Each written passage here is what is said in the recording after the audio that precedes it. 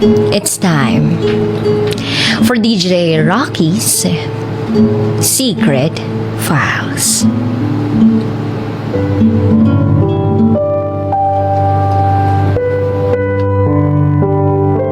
Ikaw lang ang meron ako, anak.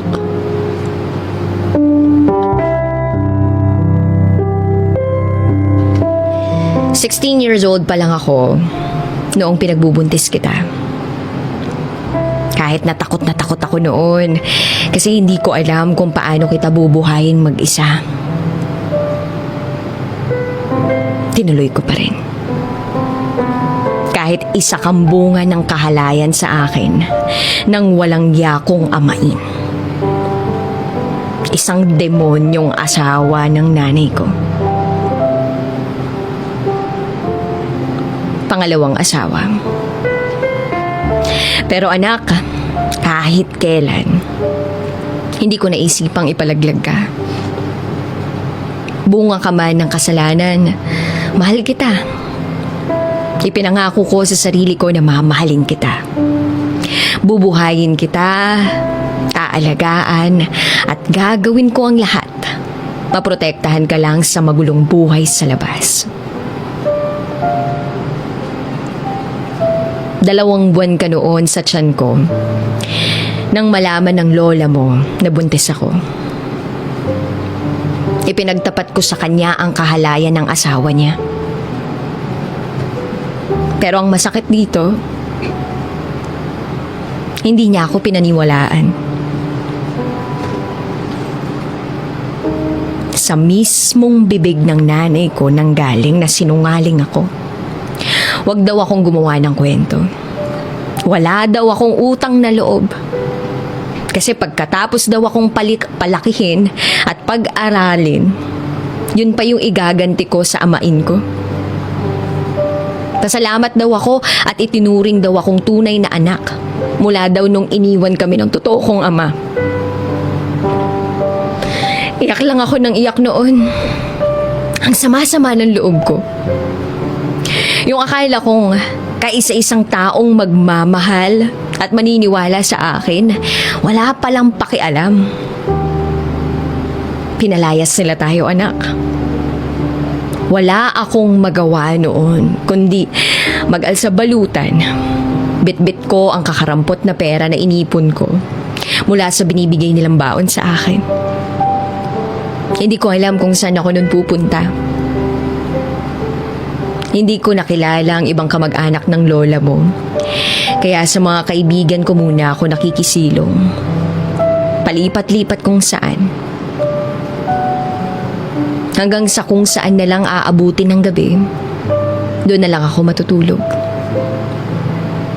Hindi na ako pumasok sa eskwelahan noon.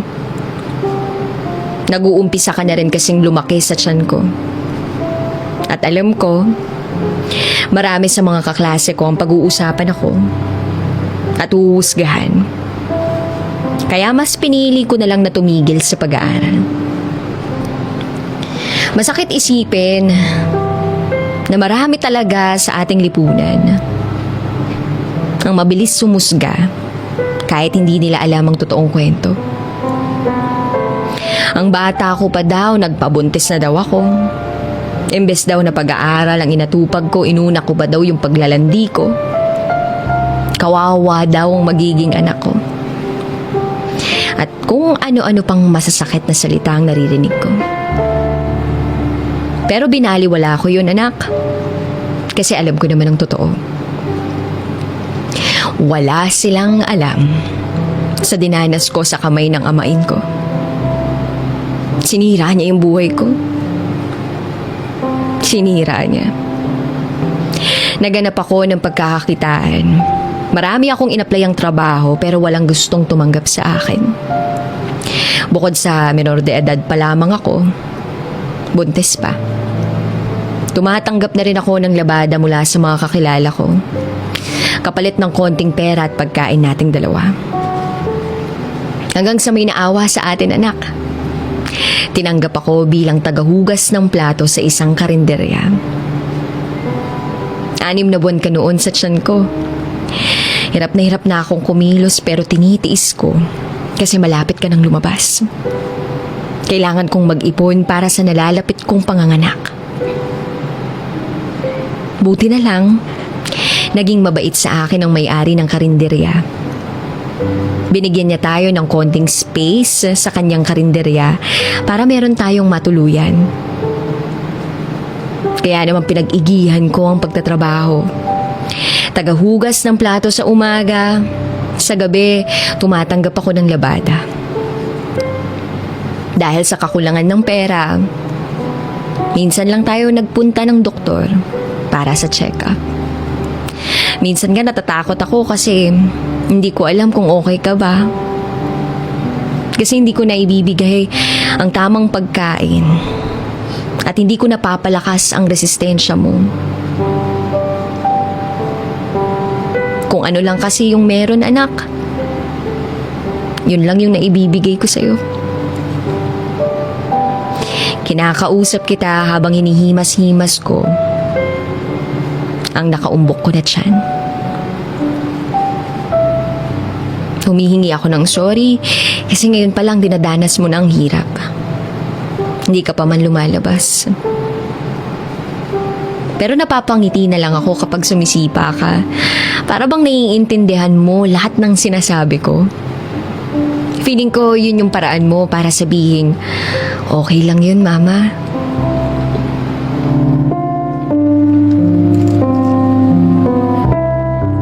December 25 ng madaling araw. Lumabas ka. Sobrang saya ko. Nang una kitang masilayan, ang ganda ng mukha mo. Ang sarap sa pakiramdam. Totoo nga ang sinasabi nila na wala nang masasaya pa sa mundo kundi ang pakiramdam ng maging isang ina. Lahat ng sakit, pagod at problema parang naglaho ng parang bula. Hinawakan kita, kinarga kita. Sa mga oras na yun, parang tumigil ang mundo. Pakiramdam ko, tayo lang dalawa ang tao sa mundo. Jesusa. Jesusa ang ipinangalan ko sa'yo. Ikaw ang pinakamagandang regalo na ibinigay ng Diyos sa akin, anak. Lumipas ang panahon, lumaki kang sakitin, pero laging positibo. Hindi nawawala sa'yo ang pagngiti. Sobrang hirap na nararanasan natin sa loob ng 5 taon. Isang kayod, isang tuka. Tayo lang ang magkasama sa bawat araw. Ikaw ang lakas ko, anak. Ikaw ang dahilan kung bakit patuloy pa rin akong lumalaban sa buhay.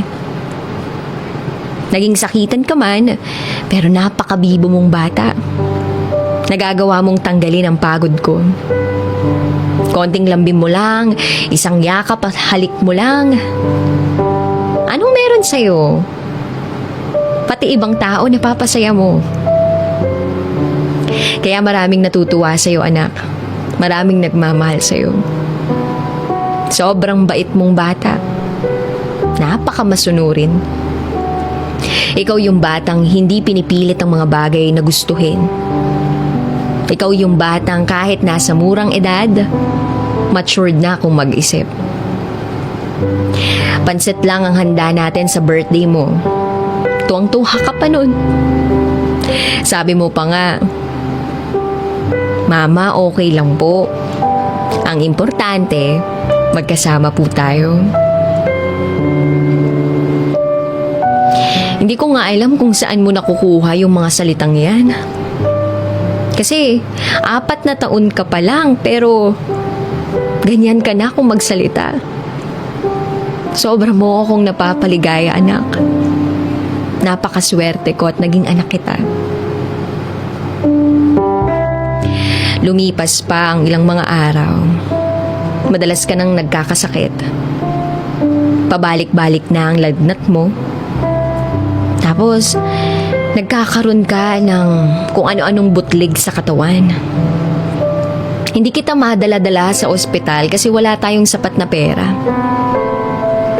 Kaya naman nagdoble kayod ako. Kahit anong racket pinasok ko para makaipon ng pera. Para madala ka sa kung saan mang ospital. Kasi anak, hindi na ako makatulog sa gabi sa sobrang pag-aalala sa'yo. Isang araw, inalok ako ng trabaho ng isang kapitbahay natin sa club. Malaki daw ang kita. Isang gabi lang daw, instant money agad. Pero umayaw ako, anak. Kasi ayokong ipagpalit ang dangal ko para lang kumita ng pera. Pero isang gabi, nagdeliryo ka na. Takot na takot ako noon. Wala akong sapat na pera. Itinakbo kita sa ospital.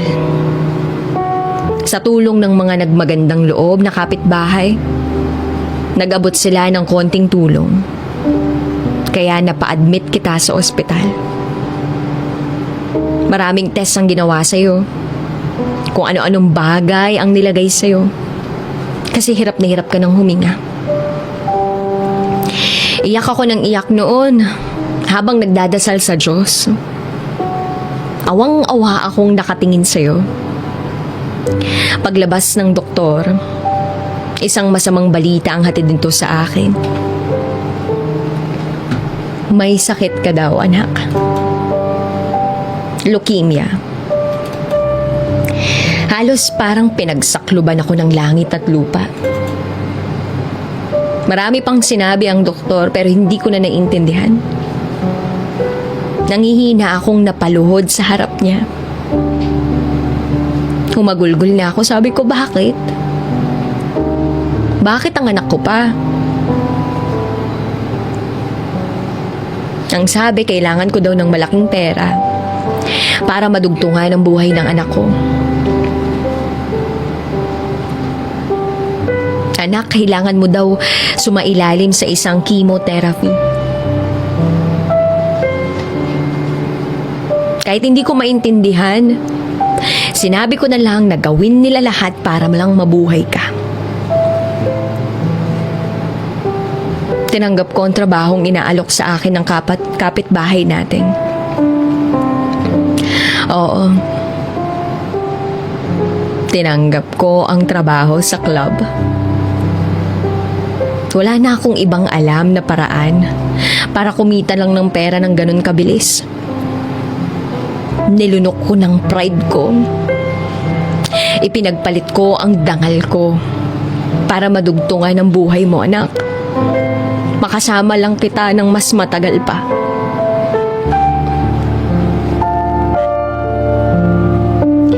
Sa una, pa-table-table lang. Pero mas malaki ang ibabayad nila pag sumama akong lumalabas. Sa maikling salita, naging bayaran ako ng mga lalaking uhaw sa laman. Nakikipag-sex ako kung kani-kanino, kapalit ng napakalaking halaga. Hindi ko na naisip pa o inisip pa ang sasabihin ng ibang tao. Tawagin na nila kung ano mang gusto nilang itawag sa akin. Wala akong pakialam. Okay lang sa akin yun, anak. Basta mabuhay ka lang. Sabi ko sa sarili ko, ililigo ko lang to pagkatapos makakalimutan ko na. Pikit mata ko na lang tinanggap ang kapalaran ko.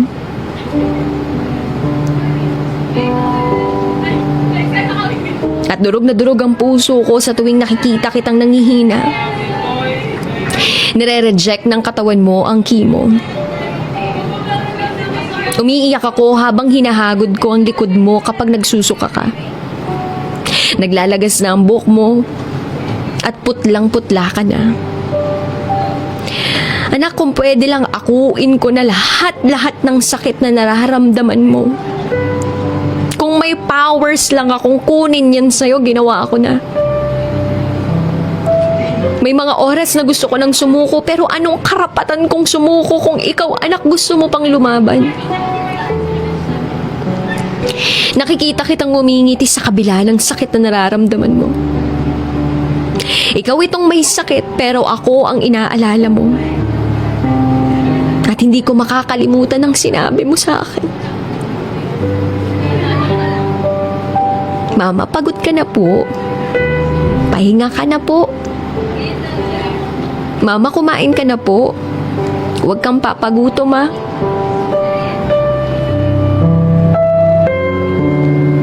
At ako naman, yakap sa'yo ng sobrang higpit. Yan ang tugon ko. Dumating ang araw na kinakatakutan ko. Nagpayakap ka sa akin noon. Pilit mo akong hinahalikan sa magkabilang pisngi, pati sa noo ko kahit hinang-hina na ang katawan mo. Paulit-ulit mong sinasabi sa akin, Mama, mahal na mahal kita. Sabi ko naman, ay, mas mahal na mahal kita, anak. Kaya natin to, laban lang. Pagkatapos kong sabihin noon, isang ngiti lang ang sinukli mo sa akin. Tapos sabi mo, inaantok ka na. Kaya ang sabi ko naman, sige anak, matulog ka na. Hele kita. Pero yun na pala ang huling pag-uusap natin. Kung alam ko lang sana, hindi na muna kita pinatulog. Sana pinilit pa kitang makipag-usap sa akin. Ayaw ko mang sumuko pero hindi na kinaya ng katawan mo. Masakit, anak. Napakasakit. Nang mangyari yun, halos mabaliw ako, kakasigaw kung sino-sino na yung tinatawag ko, gumising ka lang. Sinubukan kang i-revive ng doktor pero wala na, anak. Wala ka na.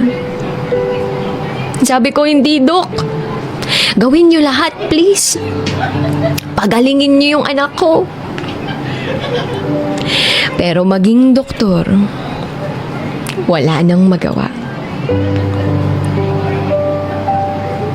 Ilang oras na lumipas, yakap-yakap pa rin kita. Pinipilit kong gisingin ka. Sabi ko, anak, gumising ka na, please. Huwag ka nang matulog, magkwentuhan muna tayo. Anak naman, huwag mo namang iwanan si mama. Pero sa mga oras na yun, ramdam ko ang lamig ng katawan mo. Senyales na wala ka na talagang buhay.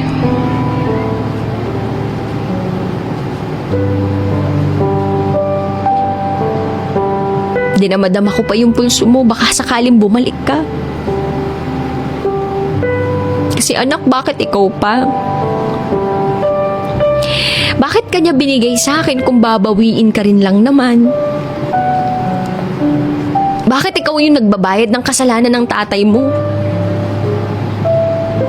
Ang daming masasama, ang daming halangang kaluluwa, pero bakit ikaw?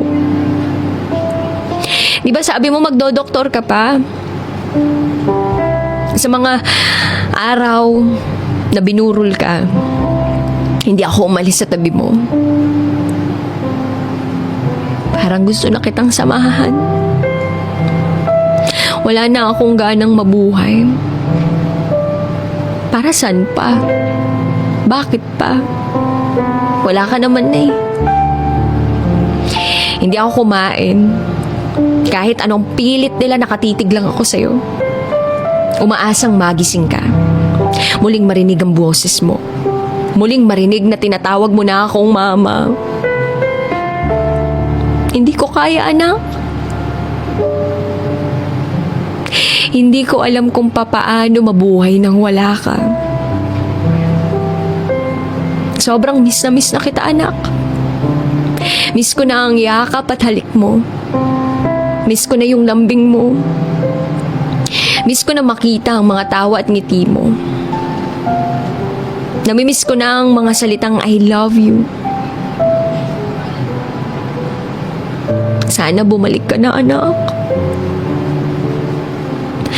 Pero alam ko masaya ka na dyan. Wala nang sakit, wala nang hirap. Sorry, anak, kasi hindi ako naging mabuting ina. Kasalanan ko siguro kung bakit ka nagkasakit. Hindi ko na ibigay sa'yo lahat. Hindi ko nagawang pagalingin ka. Sorry, anak, kasi ganito lang si Mama. Anak, hintayin mo ako dyan, ha? Alam ko, balang araw magkakasama ulit tayo. I love you so much, anak. I miss you, my little Jesusa.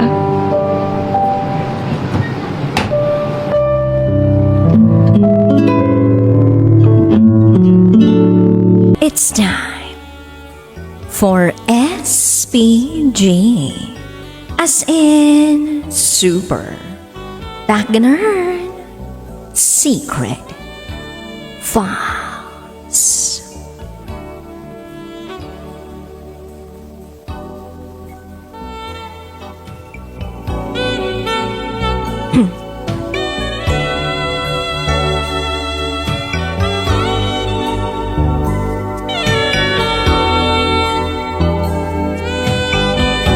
Nag-iwan siya ng pangit na ebidensya sa earphones ko.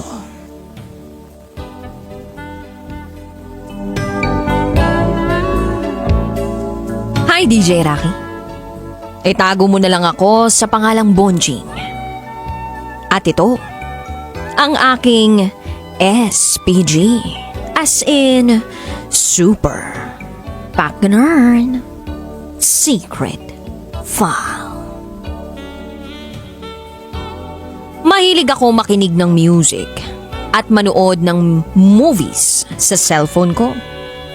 Kaya lagi akong may daladalang earphones para hindi ako nakakaistorbo sa mga tao sa paligid ko.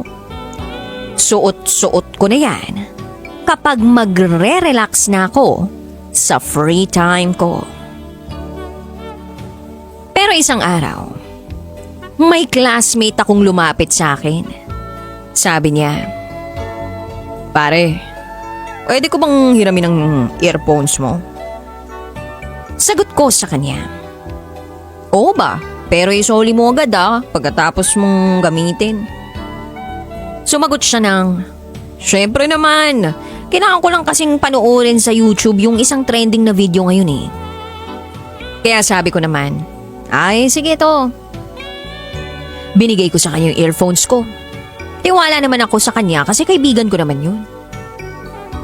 Maya-maya, inobserbahan ko yung kaibigan ko. Akala ko isang video lang yung panunuorin. Pero mukhang nawili ata eh. Natagalan. At yung akala kong ilang minutong video lang na panunuorin niya, parang umabot na ata ng mahigit sa isang oras. Oo, parang nag-binge watch na ang classmate ko. Hindi ko lang tiningnan yung video na pinapanood niya. Pero mukhang tawang-tawa siya eh. Tapos nawirduhan na ako sa kanya noong nakita ko yung isang kamay niya na nakahawak at pahimas-himas sa kanyang sa ibaba. Nako! Parang iba na ang pinanunood nito Pero okay lang. Naisip ko, mamaya na lang ako manunood ng movie pag uwi ko. Pagkatapos niyang manood sa phone niya at gamitin ang earphones ko, sinuli niya sa akin yung earphones. Nagpasalamat siya at biglang umalis. Parang nagmamadali. Itatago ko na sana sa lalagyan ko ang earphones. Pero nang tingnan ko ang earphones ko para ayusin yung wire, bigla akong naubo at muntik na kong masamid at maduwal noong makita kong may mga kulay dilaw na nakadikit sa magkabilang dulo ng earphones ko. Oo, may tutuli sa gedli ng earphones ko.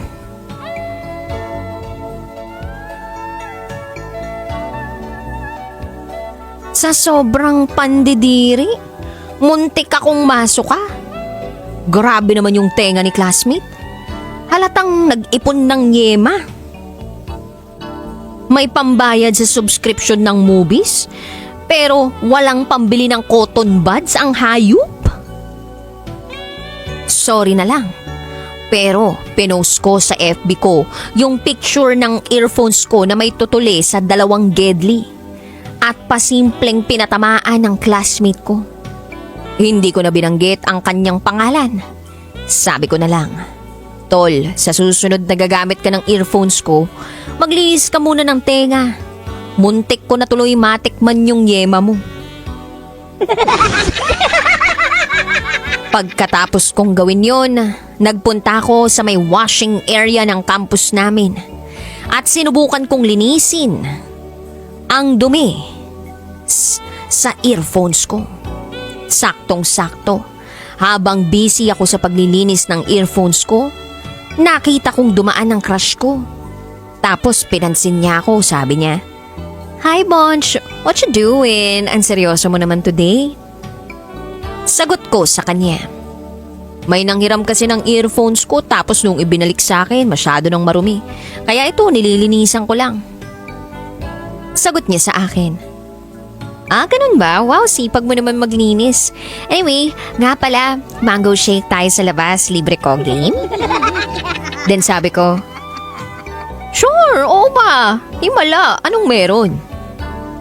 Sagot niya sa akin, "Grabe Bonch, alam mo, ang daming nakakuha ng 4 at 5 sa algebra. Buti na lang pasado ako kahit pasang awa. 3 yung nakuha kong grade." Knowing na si Prof very strict, I am so happy I made it. As in, kaya gusto ko sana mag-celebrate kasama ka. DJ Rocky, abay hindi na ako tumanggi. Agad-agad ay tinapos kong linisin ang earphones ko. At akalain mong ako pa ang yayayain ng crush ko na mag-mango shake dahil nakapasa siya. Parang yun na lang ang kapalit sa yema na iniwan ng isa kong kaklase sa earphones ko. Kadiri, pero sige na lang kasi naka-score naman ako kay crush. Libre niya pa ako, no? Minsan talaga, pag may malas na dumarating, may swerte rin namang kapalit. Hanggang dito na lang po, DJ Rocky. Muli, ako si Bonjing. At ito, ang aking SPG, as in Super Backgainer Secret File. And now, it's time for DJ Rocky's Secret Files with Jello.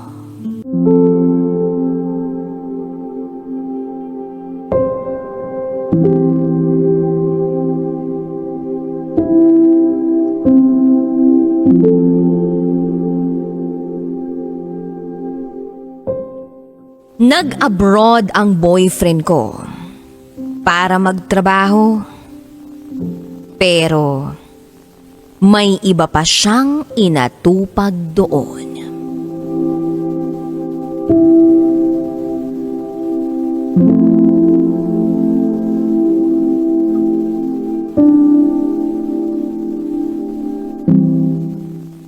Hi DJ Rocky at DJ Jello. Avid listener po ako ng programa ninyo. Since college pa ako. At maski hanggang ngayon. Pero hindi ko inaasahan na isa pala ako sa mga magbabahagi ng storya ko. Sana'y mabasa po ninyo dahil gusto ko ring humingi ng advice ninyo. Itago nyo na lang ako sa pangalang Mary. 26 years old. Taga Cebu. At ito, ang aking secret file.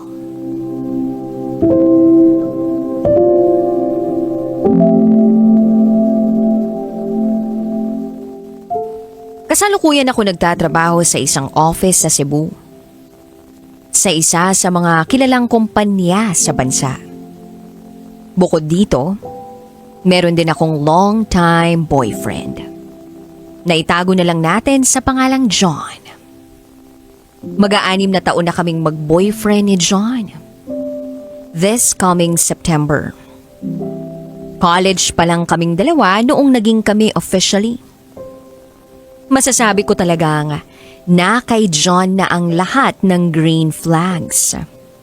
Alam niyo kung bakit? Siya kasi yung tipo ng lalaki na hindi mo na kailangang sabihan para i-update ka sa mga ginagawa niya o sa mga nangyayari sa buhay niya.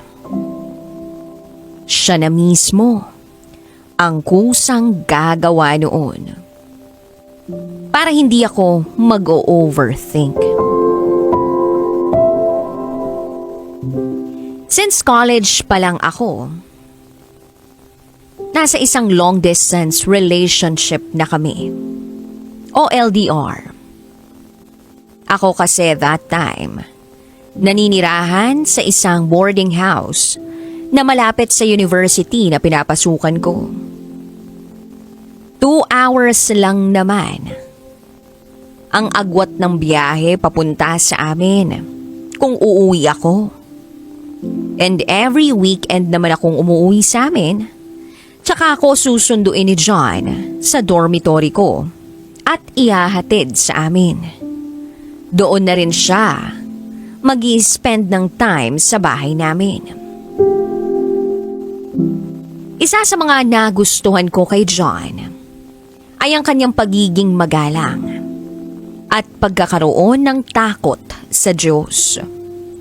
Kapag linggo, ipinagpapaalam ako ni John sa parents ko para magsimba kaming dalawa. O minsan naman, tuwing may okasyon sa kanila, ipinagpapaalam din niya ako. Lagi niya akong inaalagaan tuwing pumupunta o dumadalaw ako sa kanila. Para sa akin, siya talaga yung tipo ng lalaki na pang-husband material na talaga. Yun nga lang, DJ Rocky at DJ Jello. May pagka mahigpit din si John sa akin. Kapag minsan kasi, nagsusuot ako ng sexy na damit, nagagalit siya. Ayaw niya na ganong klaseng damit ang isinusuot ko. Oo, may pagka-conservative si John. Yan ang halos pinag-aawayan namin palagi.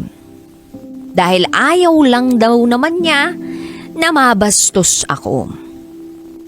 Na-appreciate ko naman siya sa malasakit niya para sa akin sa totoo lang. Actually, mas lalo pang tumibay ang relasyon namin.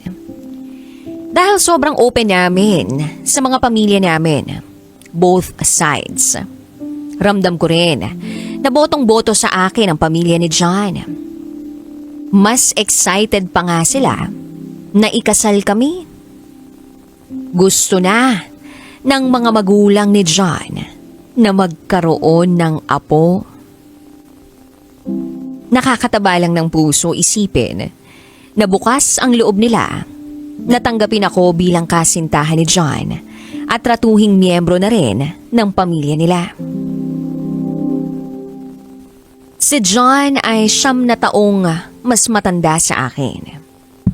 Dahil sa age gap namin at sa unti-unti rin niyang pagtanda, gusto na niyang mag-settle na kami. Gusto na niya na magkaroon kami ng sarili naming pamilya. Yun nga lang, syempre, hinihintay niya na makatapos ako ng kolehiyo. Actually, naiplano na namin na pagkatapos ko sa kolehiyo, magpapakasal na kaagad kami. Pero nakiusap lang din ako sa kanya na tsaka na kami magpakasal kapag may trabaho na ako. Alam niya naman na gusto ko rin munang makabawi sa pamilya ko. Makatulong sa mga gastusin nila mama at papa. Pumayag naman si John.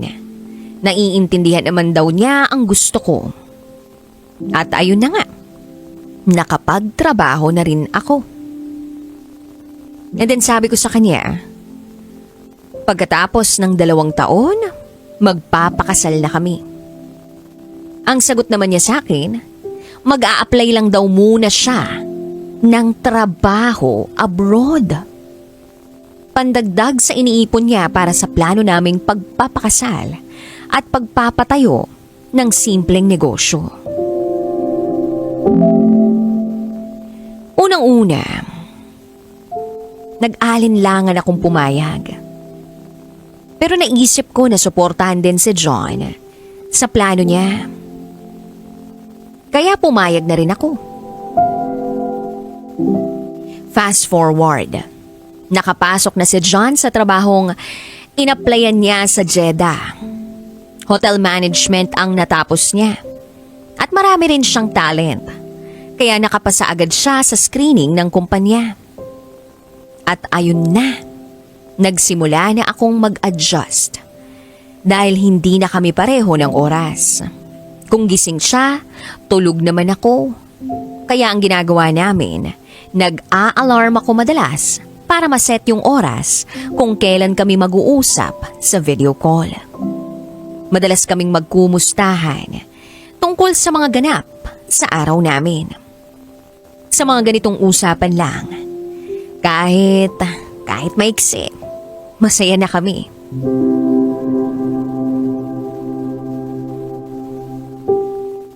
Sa 5 taon namin, DJ Rocky at DJ Jello, masasabi ko talagang may peace of mind ako. At never ako nag-overthink tungkol kay John. Dahil lagi naman kaming updated sa isa't isa. Kahit tulog ako, pinanunood niya ako sa video call. At aaminin ko na sobra kong mahal si John. To the point na lahat ay naibigay ko na sa kanya. Oo, siya ang unang nakakuha sa pagkababae ko. Yun nga lang, lahat ng magandang ugnayan na meron kami ay tuluyang nasira noong may nalaman ako na hindi magandang nangyayari.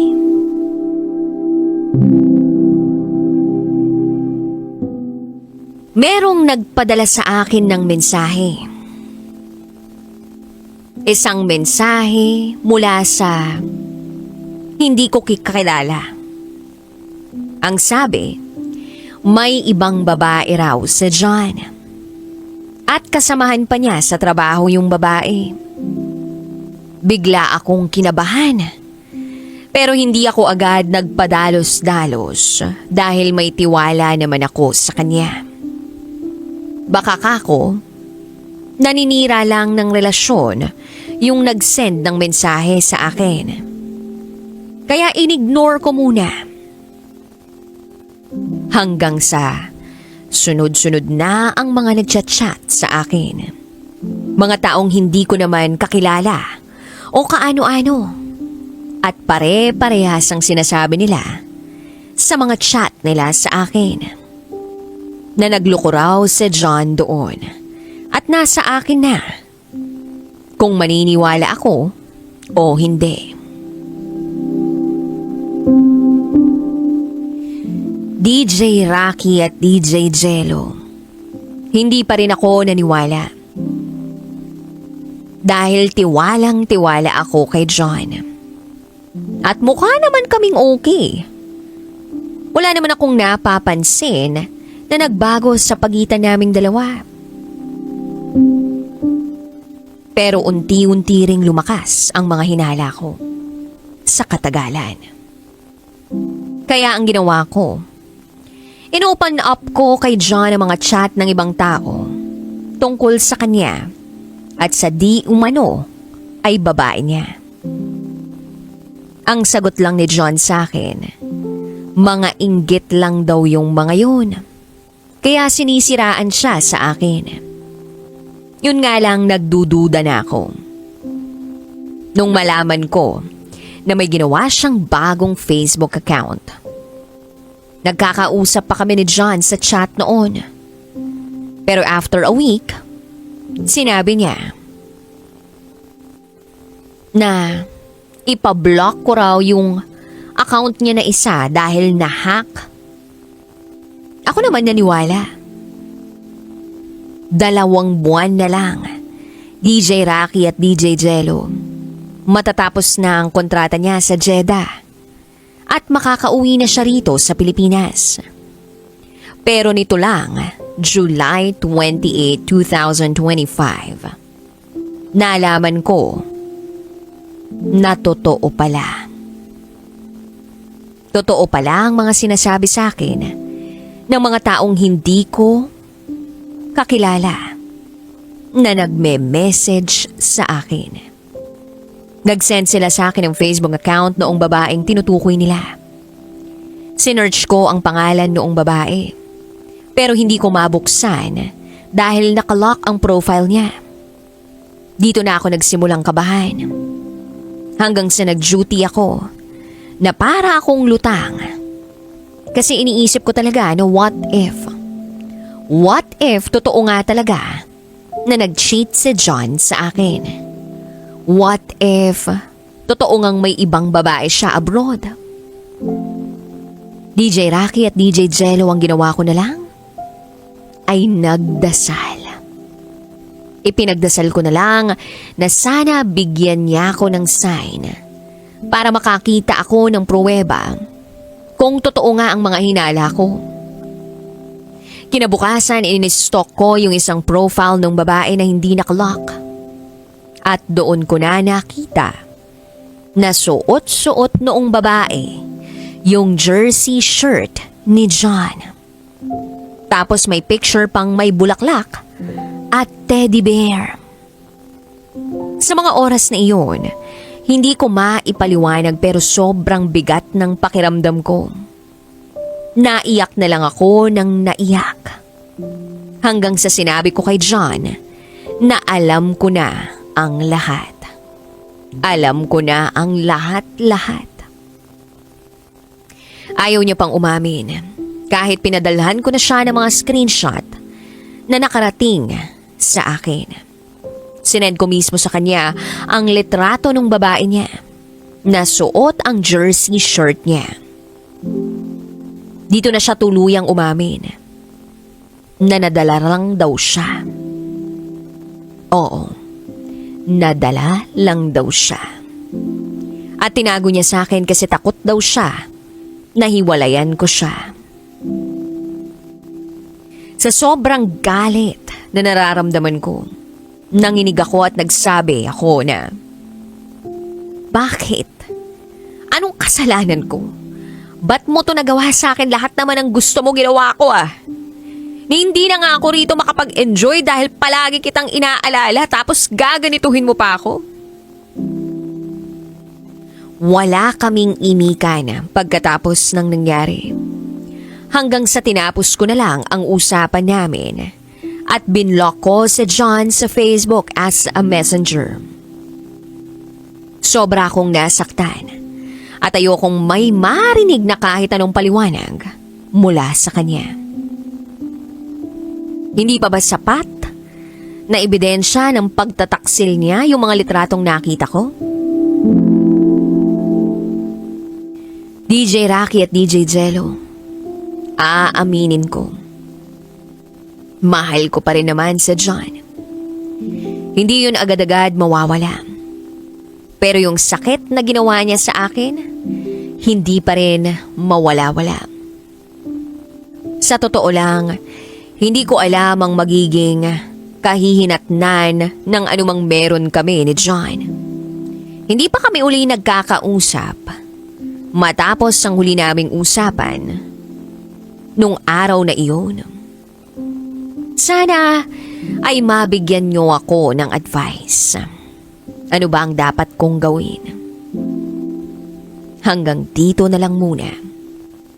Maraming salamat sa pag-iere ng kwento ko. Muli, ako si Mary. At ito, ang aking secret file. And now, it's time for SPG, as in Super Backnerd Secret File.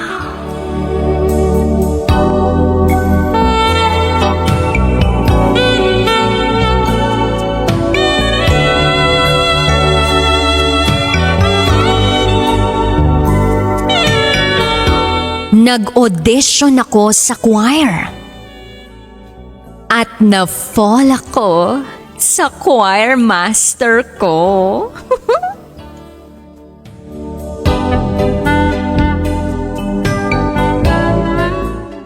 Hi DJ Rocky. Itago mo na lang ako sa pangalang Vivian. At ito, ang aking SPG. As in, Super Backnerd Secret File. Hindi naman talaga ako singer. Pero, medyo marunong akong kumanta. Tumatama naman sa tono yung pagkanta ko. Yan siguro ang dahilan kung bakit pinag-audition ako ng friend ko sa isang choir sa simbahan namin. Kulang daw kasi sila ng singers. Kasi yung iba, matatanda na raw. Hindi na kayang umattend ng mga practice at sumali kapag nagmimisa. Kaya mga bata na raw ang kinukuha para pasalihin.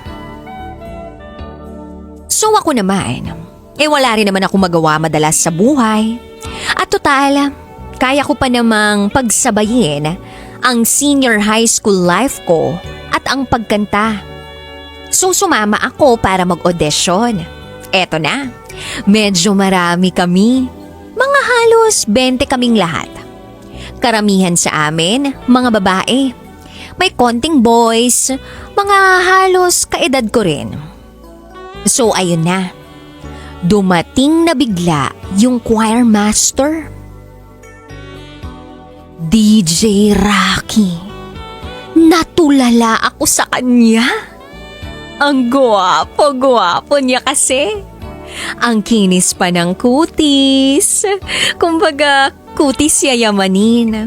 Matangkad, tapos ang puputi ng ngipin. Naisip ko nga, OMG, I think crush ko si choir master.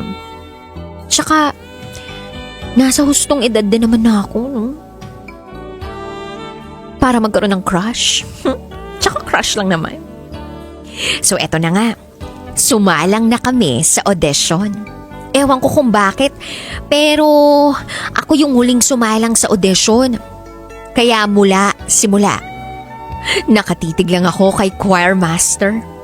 Grabe yung bata pa niyo, as in early 20s. Pero ang galing-galing na niya sa music. Pati nga raw orchestra namin, siya rin yung may hawak. Nakaka-impress, diba?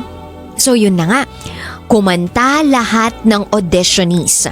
Naipasok na rin sila kung saang voice range ba sila kabilang. Sa babae, either soprano or alto, tapos sa lalaki, tenor or bass. Ganun. Oh, alam ko yan kasi kaka-join ko nga lang this year. So ako, ewan ko kung bakit, pero feeling ko na save for the best for last ako. Save the best for last. Ganun ang peg. Kasi ako yung nasa huli, doon sa listahan ng auditionees. Na paghahalataang sumabit lang sa listahan. Nahatak, diba? So turn ko na, DJ Rocky. Nakatayo ako sa harap ni choir master. Yung mga kamay at daliri niya nasa piano. Tinanong niya ako, "Hi Vivian, so what will be your song?" Napaisip ako. Hala? Bakit niya ako in English? Ito namang mga nauna sa akin, di naman niya ganyan. Kaya DJ Rocky, i-winave ko na lang yung hair ko sa likod ng tenga ko kasi kinikilig ako sa kanya. Ewan ko ba? Guwapo. Guwapo talaga. So ayun, sumagot na lang ako. Sir, I'll be singing Light of a Million Mornings. Sagot niya sa akin, "Oh, that's a good song. Good luck." Ngumiti ako saglit at kumanta na.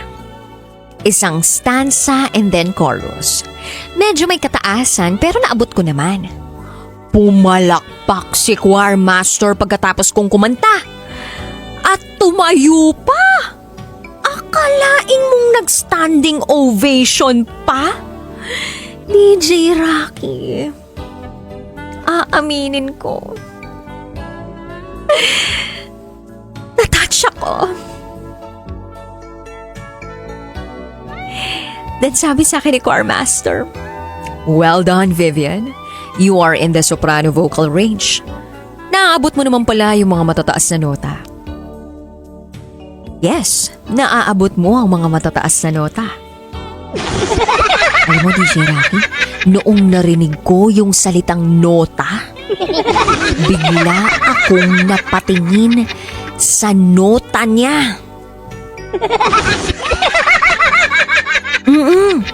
Doon sa ibaba. Napatitig ako doon ng ilang segundo until naalimpungatan ako na nota sa pagkanta yung sinasabi niya. Hindi yung nota niya. Bigla siyang natawa at ako rin ay medyo nahiya sa hindi ko sinasadyang pagtingin sa nota niya. Nagtawanan na rin kasi yung ibang auditionees. Napayuko na lang ako habang tumatawa. Sumagat na lang ako ng, "Sorry sir, yes. Apo, abot ko po yung mga matataas na nota." At doon na nagsimula ang pagkakaibigan namin ng choir master ko. Nang dahil lang sa pagtingin ko sa nota niya. Actually, nagkamabutihan kami kasi nagkatuksuhan kami sa choir. Eventually, few months after, kami na. Opo, jowa ko na si choir master. At hanggang ngayon, jowa ko siya. Professional naman po kami tuwing may practice at performance. Pero yon, privately, naaabot ko na rin talaga yung nota niya. Minsan pa nga. Ginagamit ko. Pero hanggang dun lang yun Promise. Magtatapos muna ako ng kolehiyo. Kaya, ang policy ko sa relasyon namin, notes first before nota. Studies first before chukchak. Okay naman yun sa kanya. Kaya all is well kami ni choir master. Hanggang dito na lang po, DJ Rocky. And thank you sa pagbabasa ng aking kwento. Muli, ako si Vivian. At ito, ang aking SPG. As in, super. Backgammon. Secret.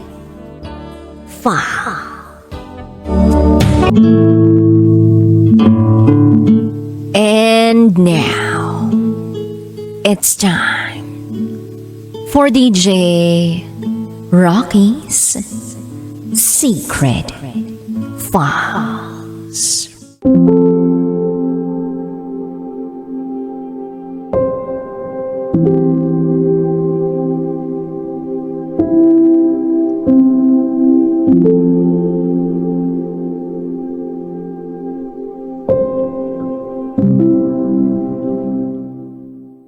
Nagbalik ang ex ko after 9 years. Pero hindi na kami pwede. Nagbalik ang ex ko after 9 years. Pero hindi na kami pwede.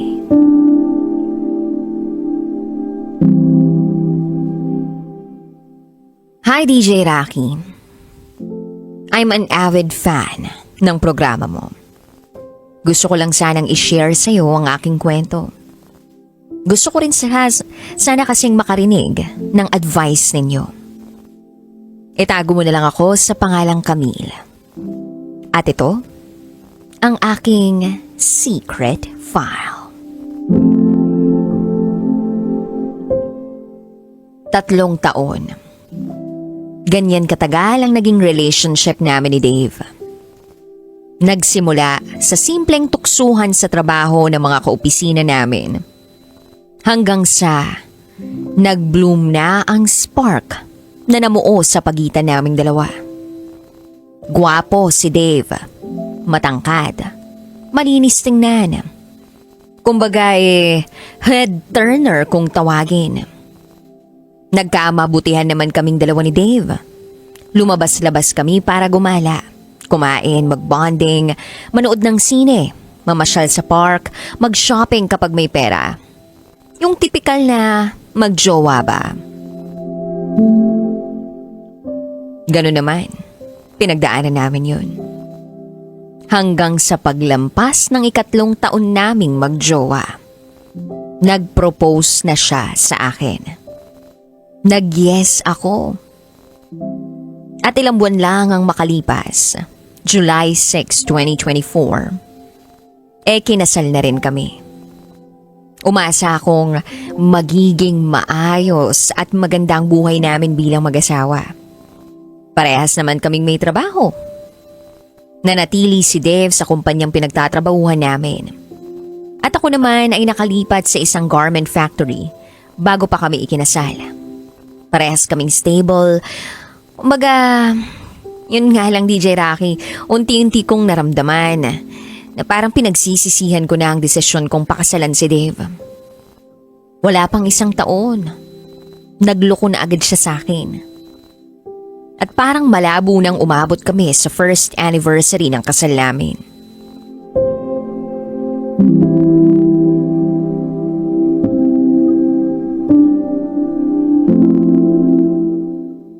Dalawang buwan pa lang ang nakararaan noong nag-decide akong hiwalayan siya.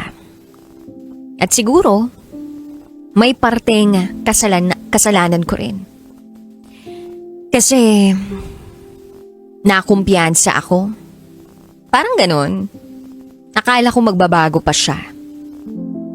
May mga binigay naman siyang assurance sa akin noon. Pero noong ikinasal kami, parang natapon lang yun lahat. At napunta sa wala. Ilang beses ko na kasing nahuli si Dave na may ibang babae. Oo, DJ Rocky, nang bababae si Dave. Hindi lang 1 beses, kundi 4. At lahat ng yun pinalampas ko at pinatawad ko. Paulit-ulit. Magkakaibang babae, magkakaibang panahon, at magkakaibang senaryo. Pinili kong patawarin siya at bigyan ng maraming pagkakataon kasi nga mahal ko siya.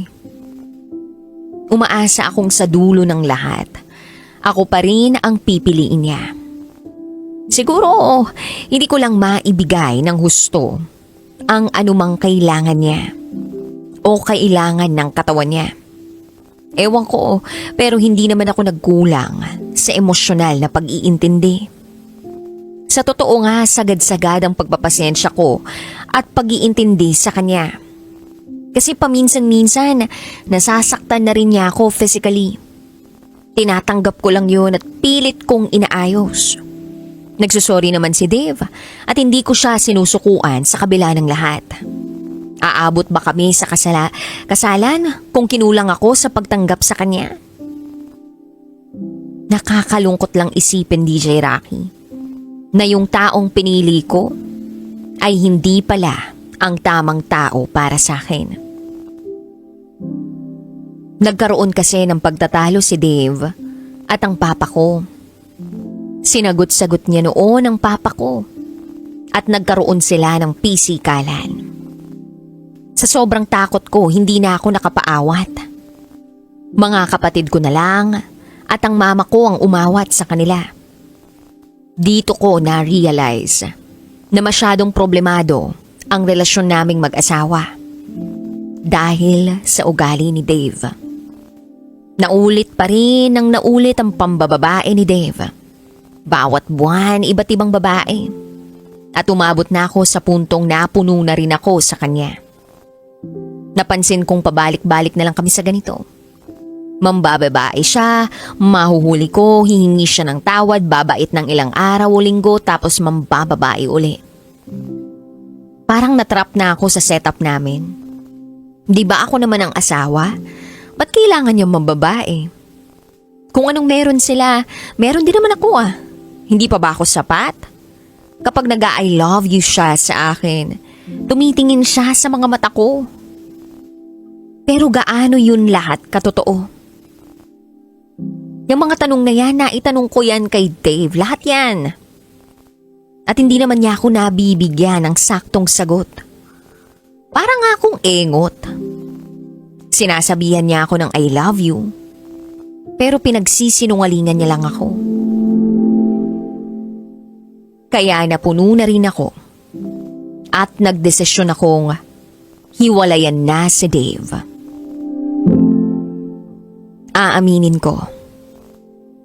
Sobrang sakit nun para sa akin. Dahil hindi ito at hindi ganito ang pinangarap kong buhay. Pero ewan ko ba sa tadhana? Parang may sayad din. Umalis sa buhay ko si Dave. Tapos bigla namang may nagbalik na iba.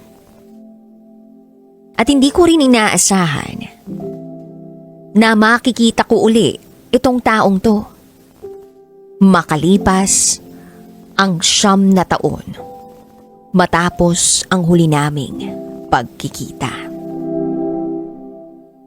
7 taon. 7 taon kong naging boyfriend si Louie. Lahat ng mga una ko, sa kanya ko naranasan. Unang boyfriend, unang halik, unang date, at unang alam mo na. Long-term boyfriend ko siya. Siya ang unang lalaking pumasok sa puso ko. Siya ang una kong ginawang mundo. Pero dahil sa mga priorities namin sa buhay, nagkalabuan kami at nauwi kami noon sa hiwalayan. Walang nagloko at wala ring nanakit. Pero nasaktan kami sa kinahinatnan ng 7 years na pinagsamahan namin. Umabot ng 9 na taon bago uli kami nagkita. At hindi nga yun sinasadya, DJ Rocky. Tadhana na lang siguro ang naglapit muli sa amin. Nagkaroon kami ng communication uli ni Louie. Nagkita kami noon sa isang mall. Nagkwentuhan.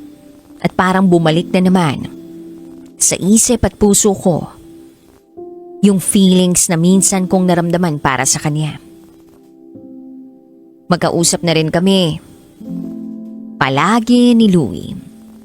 Parang nawala bigla yung tila ilang ana na magitan sa amin dahil sa naging hiwalayan namin.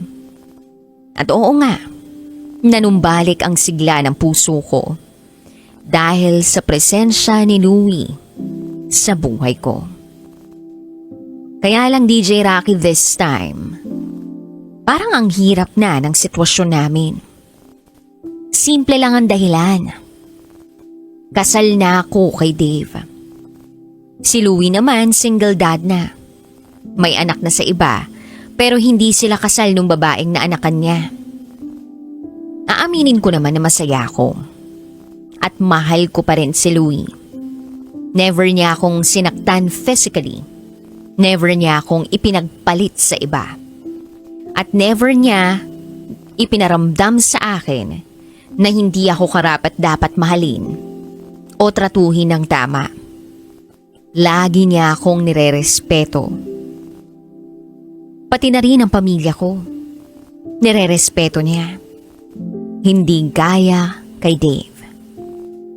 Mahal ng pamilya ko si Louie. Sa tagal ng pinagsamahan namin noon, kung gaano ko minahal si Louie, ganun din siya tinanggap at minahal ng pamilya ko. Sa katunayan, ayaw nga ng pamilya ko kay Dave. Kasi masama raw ang ugali. Sa dami ng atraso ni Dave sa akin at sa pamilya ko, hindi na ako nagtataka kung bakit botong-boto sila kay Louie. Pero ngayon, DJ Rocky, yun nga ang problema. Hirap akong maging masaya. Kasi ang taong minsan kong minahal, nagbalik na uli sa buhay ko.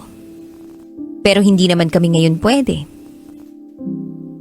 Sa tingin daw ni Louie, hindi na raw siya hahanap ng iba. Hindi na rin siya magpapakasal. Kasi nga kasal na raw ako. At pinipili niya rin ako habang buhay. Ramdam kong mahal niya ako. At alam din ni Louie na mahal ko rin naman siya. Yung pagmamahal na ibinuhos niya sa akin noon, ramdam ko pa rin hanggang ngayon.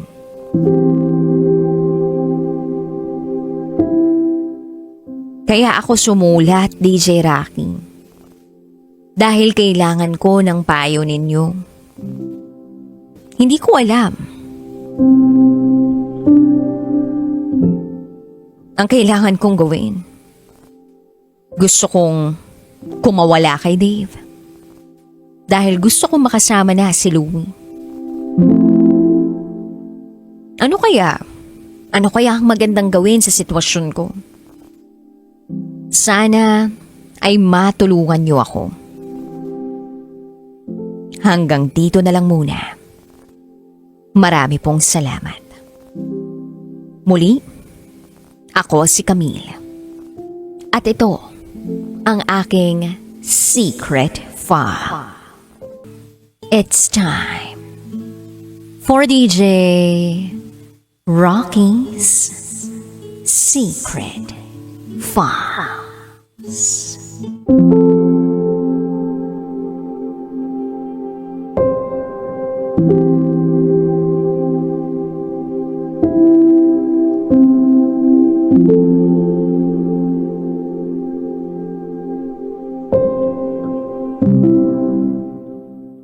Nagbalik ang feelings ko para sa ex ko dahil sa pagkamatay ng mommy niya.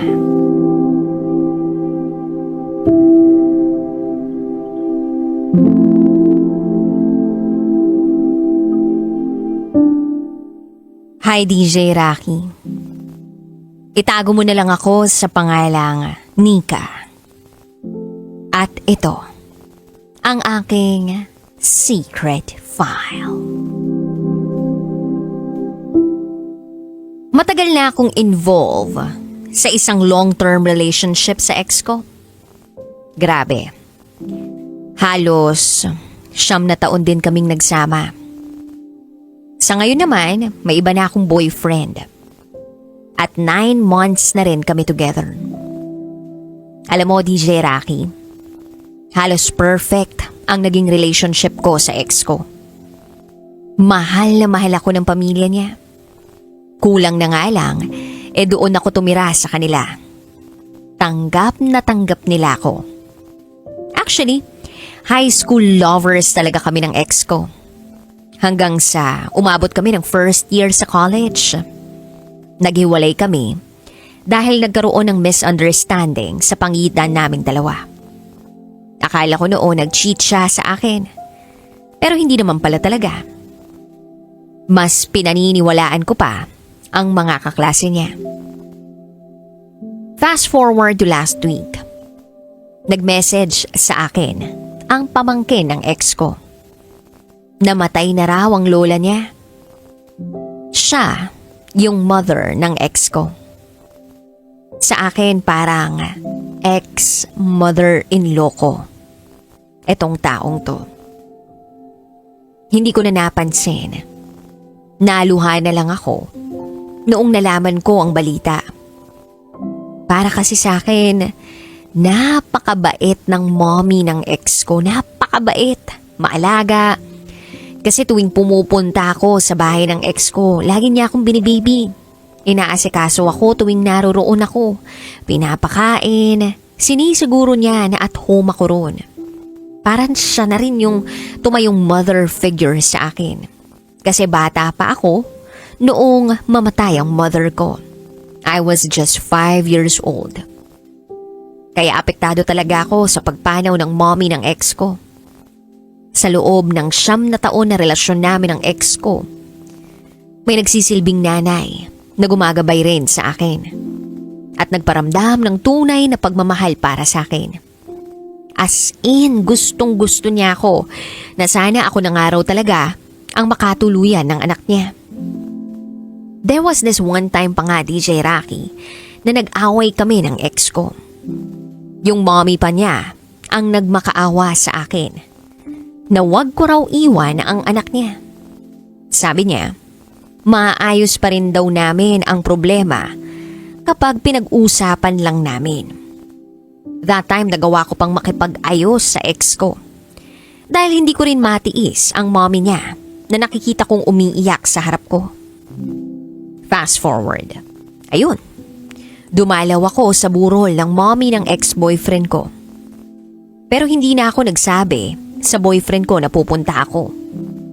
Hindi ko sa kanya ipinaalam. Kasi sa totoo lang, mababaw ang pag-iisip ng boyfriend ko. Every time na may argument kami, ako lang ang parati niyang sisisihin.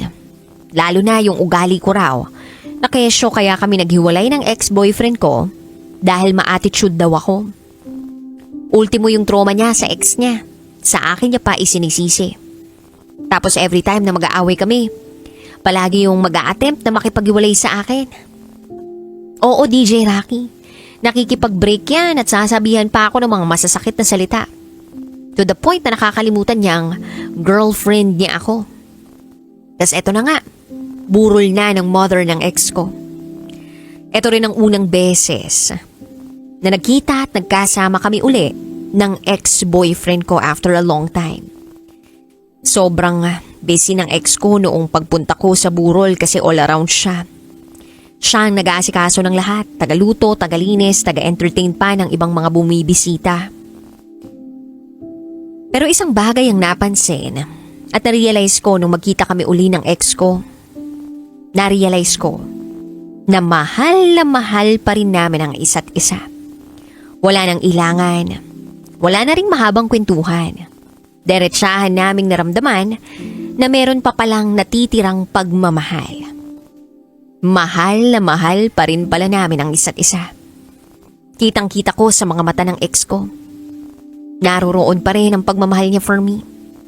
At malamang, naiparamdam ko rin sa kanya through my actions na siya pa rin talaga ang mahal ko.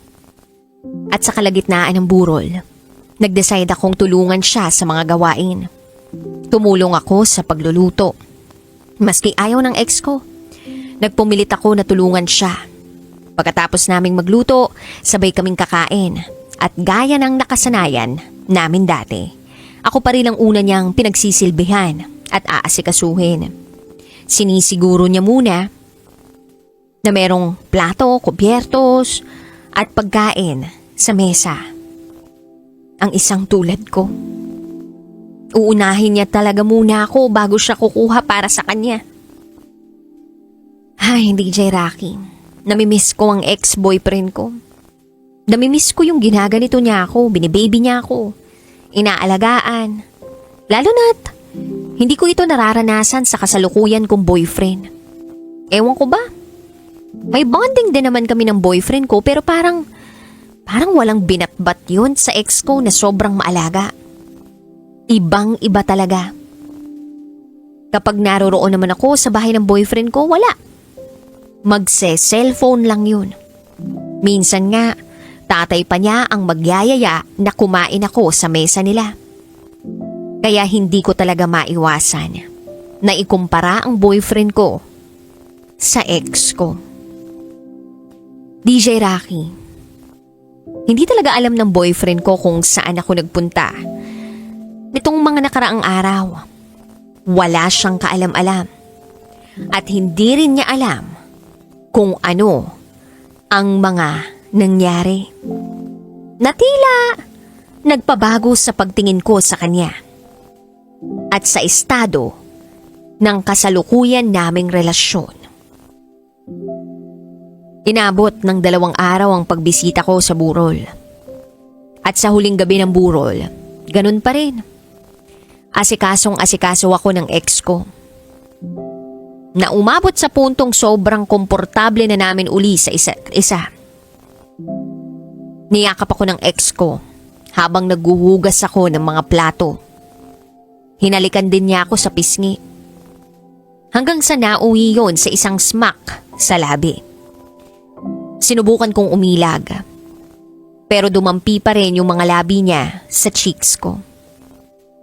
And aaminin ko, DJ Rocky, siya pa rin talaga ang hinahanap-hanap ko. Siya pa rin. Ang ex ko pa rin. Lumipas ang mga oras. Sinabi ko sa ex ko na kailangan ko na ring umuwi. Dahil nakaschedule akong makipagkita sa boyfriend ko pagkatapos ng trabaho niya. Tulog noon ang ex ko sa kwarto niya. Kaya pinagising ko pa siya sa pamangkin niya para personal akong makapagpaalam na aalis na ako. Tapos nagpaalam na rin ako sa mga kapatid niya. Sabi ng pamangkin niya sa akin bago ako umalis, pumasok daw muna ako sa kwarto. Pumasok naman ako sa room at minabuti kong hindi isarado ang pinto para naman hindi makapag-isip ng masama yung kapatid niya. Sa kwarto, nandoon ang ex ko. Pinuwersa niya akong isara ang pinto pero umayaw ako. So ayun, nagpaalam na ako sa kanya. Hinawakan niya saglit ang kamay ko at hinalikan ito. Tapos hinalikan niya rin ako sa pisngi. Pagkatapos nagpaalam siya sa akin kung pwede niya raw akong halikan sa lips. Ako naman, naengot, humalik na lang agad sa lips niya. Ayun na, pagkatapos noon parang ayoko na munang umuwi. At gusto ko pa siyang makasama.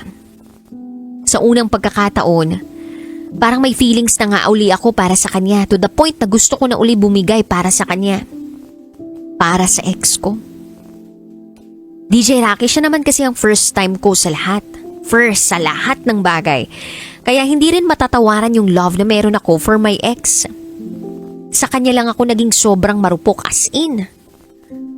Pero sa kabilang banda na isip ko, na mali pa rin ito. Dahil may boyfriend na akong iba. And now by doing this, I realize na nag-cheat na nga ako sa kanya. Yes, I cheated on him already. Pero hindi ako gaanong nagigilty. Kasi ako rin naman mismo, gusto kong balikan ng ex ko. Hindi ko rin kasi makita ang future ko sa boyfriend ko ngayon.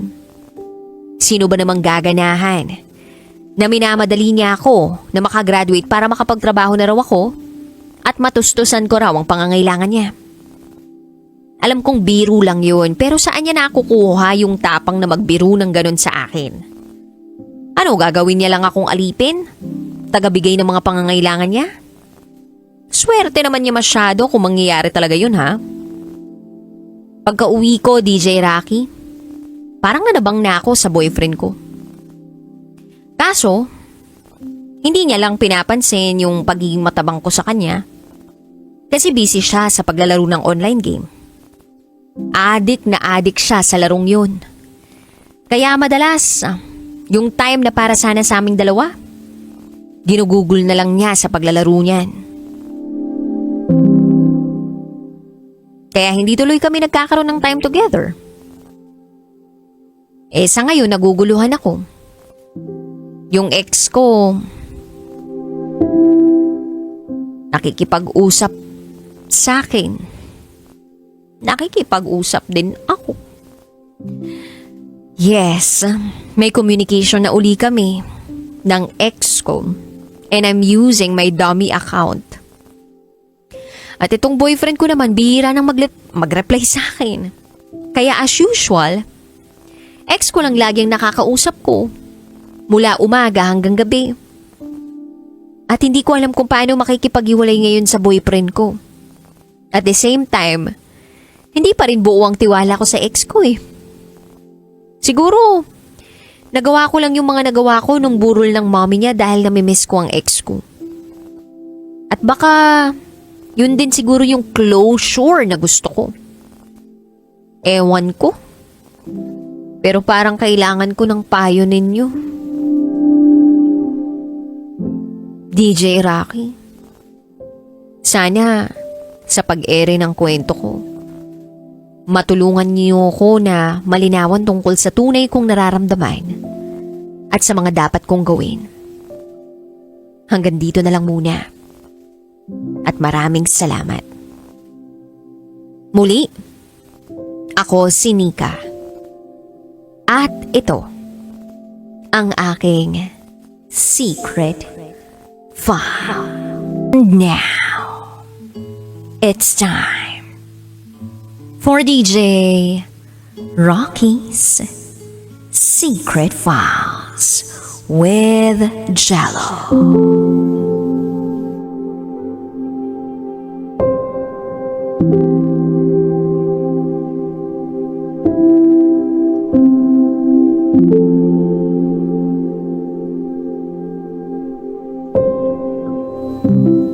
Nabasted ang beauty ko ng type kong lalaki. Hi DJ Rocky at DJ Jello. Matagal na akong subscriber sa YouTube page ninyo. Itago nyo na lang ako sa pangalang Kathy. At ito, ang aking secret file. Isa akong cabin crew sa isang international airline. Single ako, and I've never been married. Wala rin akong anak.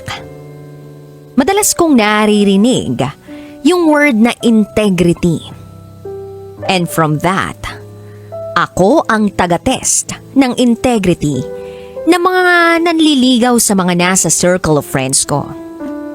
Yes, you can say I'm good at flirting. And most of the time, napapasakay ko ang mga lalaki. At naibubunyag namin ang kanilang pagiging dishonest. My best friend, na itago natin sa pangalang Ria, has a college friend. Isang guy na itago natin sa pangalang Mr. Integrity.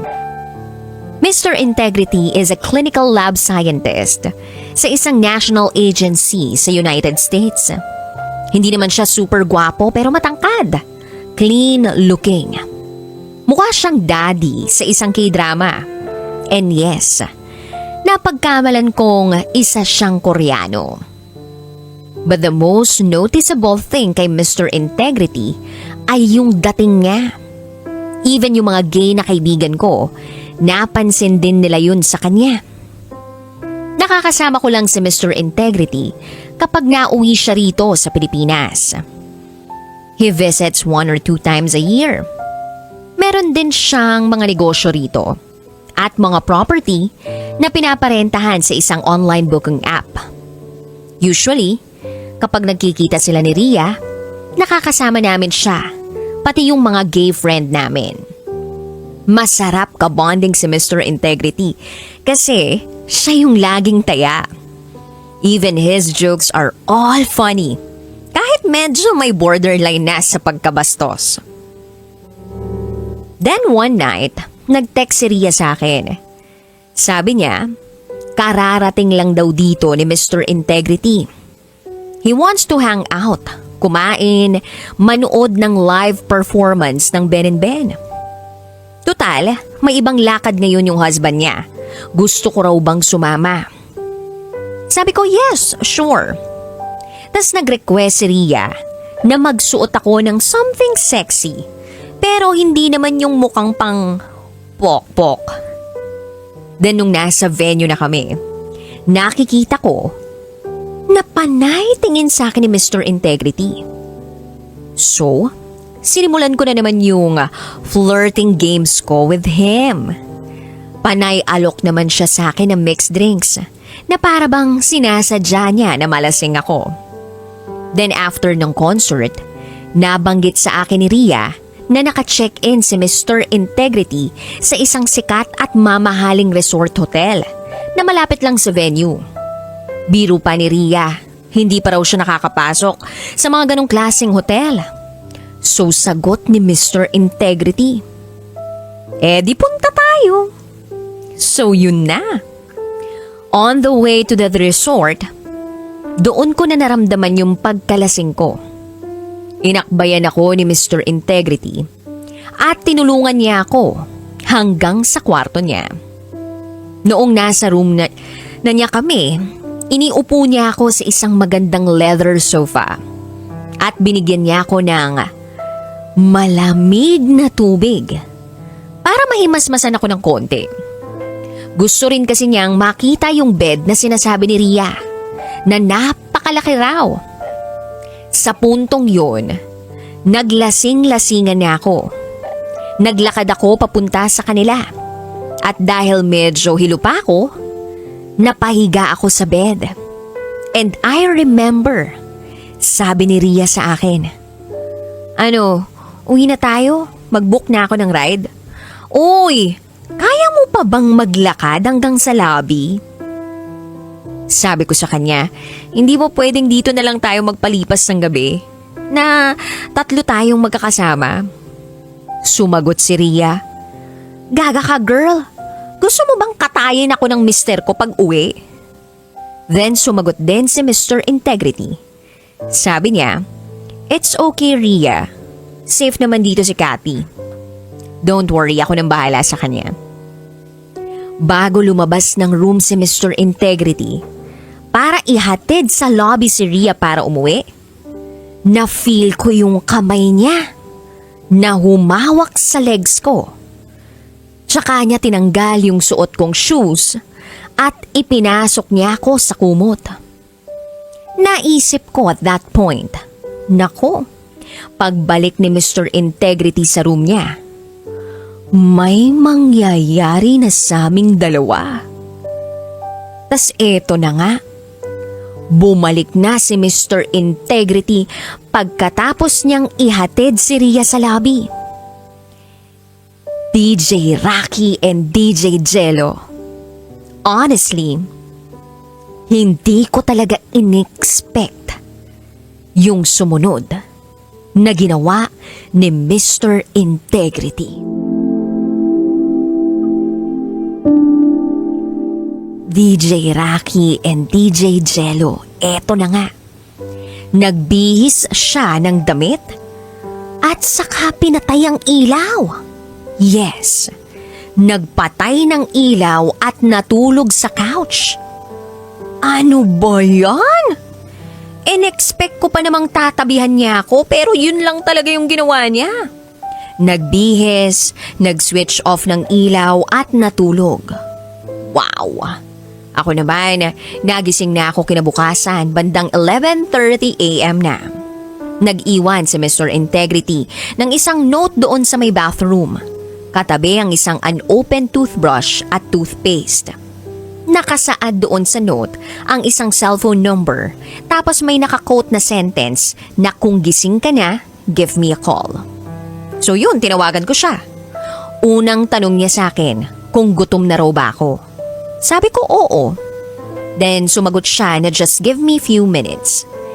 Habang nag-aantay ako, nag-shower ako, ginamit ko yung bathrobe dun sa room and then paglabas ko ng bathroom, nandun na si Mr. Integrity sa living room. May dalang 2 cups of coffee, bukas ang mga kurtina, overlooking Manila Bay. Sosyal! Sabi niya, nag-order siya.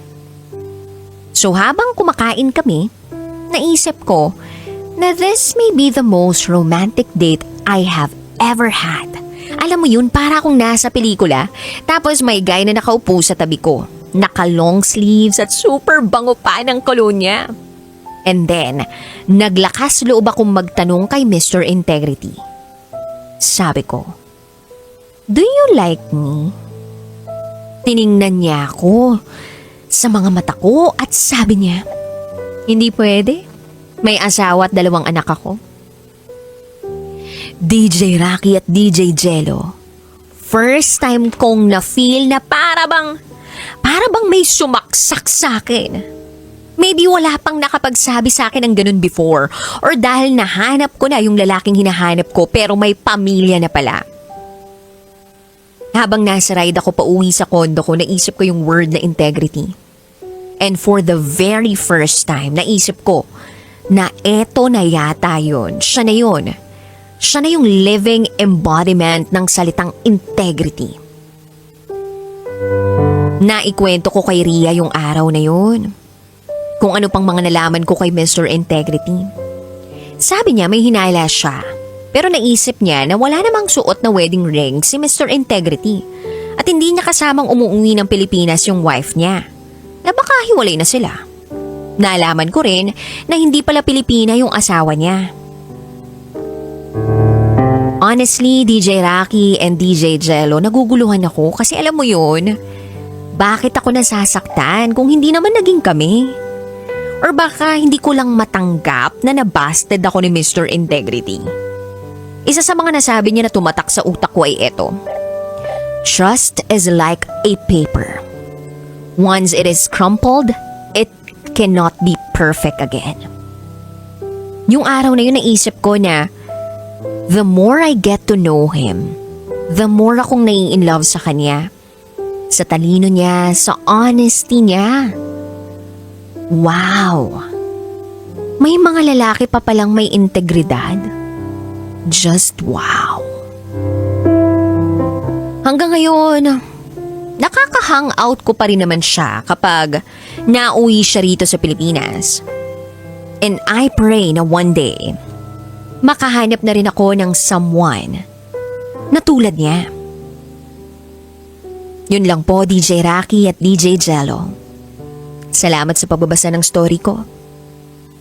Muli, ako si Kathy. At ito, ang aking secret file.